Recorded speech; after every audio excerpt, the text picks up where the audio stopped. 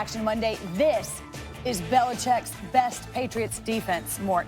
I'm going to say not an overreaction because the guy that Bill Belichick calls the perfect Patriot, our Teddy Bruschi, has said that this is the best Patriots defense since 2003, 2004, and has a chance to exceed it. Now, they don't have Willie McGinnis, and they don't even have Richard Seymour. Yesterday, though, they were missing Dante Hightower.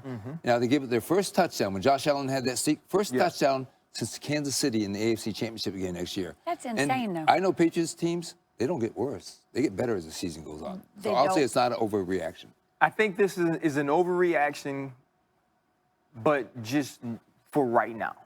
What is that? Like the ultimate sitting on the fence? It's definitely sitting on the fence. Okay. Because it's hard to say that this is the best defense they've ever had after 4 games. Yeah. Now they've played the best I've seen a New England Patriots defense play for the first 4 games of a season, but there's so much season left to go, and you have gotten the opportunity to play against the Buffalo Bills and the New York Jets and the Miami Dolphins. As the season gets rolling and you get to see some of these other offenses, can they dominate in the way that they have thus far? But the one thing I can say about them is they're beating people the way they're supposed to be defensively. They're playing against bad offenses that lack the talent to compete with this team, and they're putting them away quickly, and that's what you have to do if you want to be dominant.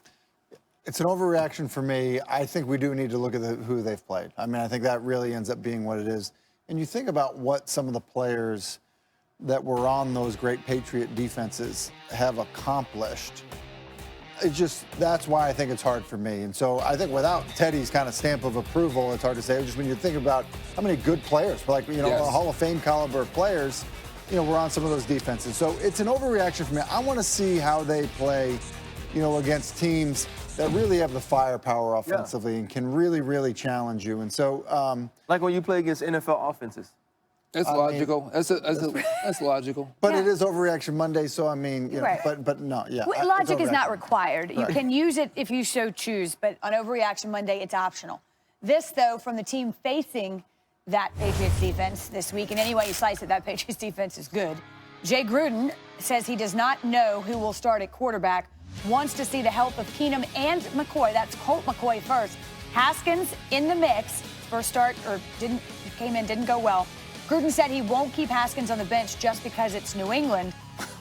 Okay, if it's the best chance to win, he'd start. No, he couldn't.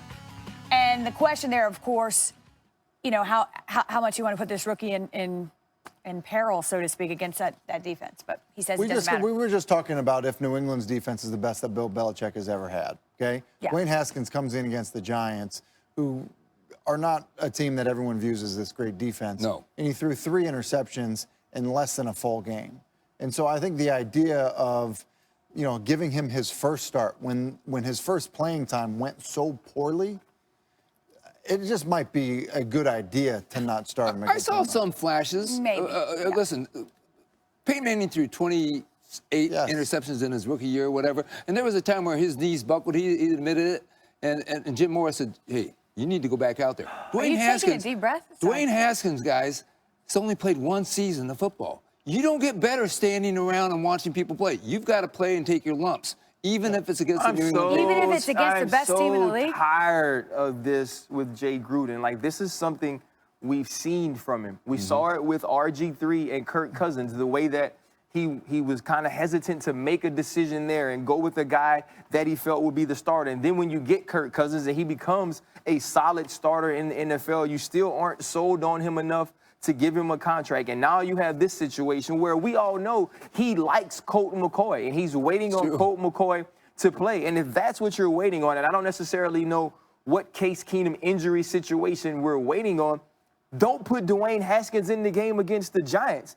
And not only because if you don't feel that he's ready, I don't think the time for a rookie to get into a game is when you have to thrust him in there because somebody isn't playing well. Let Case Keenum continue to run you down this Ophir road and start him in the game where he gets to practice, prepare, and have a game plan that is made for him. Yes. And if that's this week against New England, that's fine. So but don't throw him out there against New York and then have him look the way he does. Which they already did. Right, and then go. Yeah, but that's not. I don't think that's fair to say that that's Jay Gruden's fault that he went in and looked terrible against the Giants. You know what I mean? Like, I mean, Gardner Minshew was thrown in and he came in and played great. No, I'm not. You know, So I'm not saying that that's Jay Gruden's fault. Right. I'm saying, and we've spoken about it, and you know more about this than me, so I know I'm not telling you anything.